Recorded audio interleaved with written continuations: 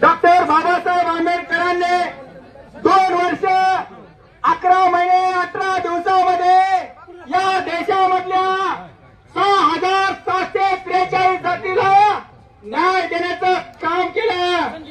पण हा धनगर समाज स्वातंत्र्याच्या 75 वर्षापासून जे संविधानानं आम्हाला अधिकार दिलाय तो अधिकार मागत आहे। पण हे नालायक सरकार आहे, हे नालायक सरकार धनगर समाजाच्या आरक्षणाची अंमलबजावणी करत नाही। या महाराष्ट्रामध्ये 2 कोटी असलेला समाज आहे। ज्यावेळेस लोकसभा असेल, विधानसभा असेल, हे लोक धनगराच्या दारादारापर्यंत मतं मागायला येतात। कशासाठी? पुन्हा 2-2 लाख रुपये पगार घेण्यासाठी, पुन्हा 1.5 लाख रुपये पेन्शन उचलण्यासाठी, गोरगरीब कष्टकरी शेतकऱ्याच्या टाळवरला लोणी खाण्यासाठी हे लोक त्या सभागृहामध्ये निवडून जातात, पण त्या समाजाबद्दल बोलत नाही।